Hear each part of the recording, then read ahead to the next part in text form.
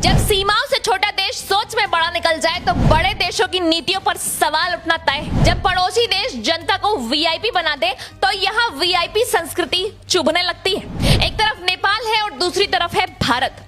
नेपाल में नेता सड़क पर निकलते हैं तो जनता पहले चलती है, वहीं भारत में नेता निकलता है तो सड़क खाली करा दी जाती है, ट्रैफिक रुकता है, एम्बुलेंस फंसती है और आम आदमी इंतजार करता है। नेपाल ने दिखा दिया है कि सत्ता का मतलब शोर नहीं सेवा है, कुर्सी का मतलब रुतबा नहीं जिम्मेदारी है और सत्ते में आते ही वीआईपी कल्चर पर चोट, लंबे काफिले कम, दिखावटी सुरक्षा पर सवाल और नेताओं के आगे पीछे घूमने वाली गाड़ियों पर लगाम। साफ संदेश है, जनता सबसे ऊपर है।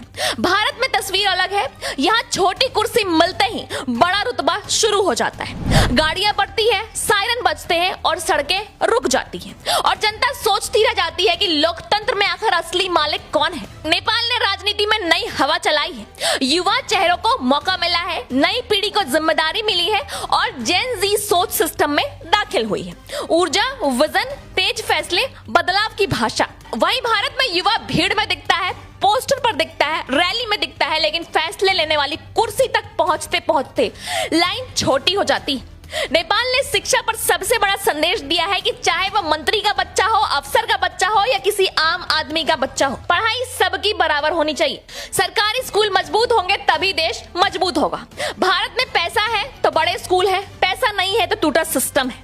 कई जगह सरकारी स्कूल की हालत ऐसी है कि दीवारें जर्जर है, शिक्षक गायब है और बच्चों से काम करवाने तक की शिकायतें आ रही हैं और ऊपर से भाषण की शिक्षा बदल रही है। नेपाल में कोचिंग को कारोबार नहीं बनने देने की सोच है, सस्ती पढ़ाई, सबके लिए पढ़ाई और क्वालिटी एजुकेशन हर बच्चे तक। वहीं भारत में कोचिंग इंडस्ट्री अरबों का खेल बन चुकी है, माता पिता कमाते कम है और फीस ज्यादा भरते हैं, बच्चे सपनों से ज्यादा दबाव ढोते हैं। वहीं नेपाल में सरकारी कर्मचारी लेट आए, काम चोरी करें, रिश्वत लेते पकड़े जाएं तो सीधी कार्रवाई की बात। भारत में आम आदमी फाइल लेकर चक्कर काटता है, कभी बाबू नहीं है, कभी अधिकारी नहीं है तो कभी सिस्टम डाउन है तो कभी कल आना।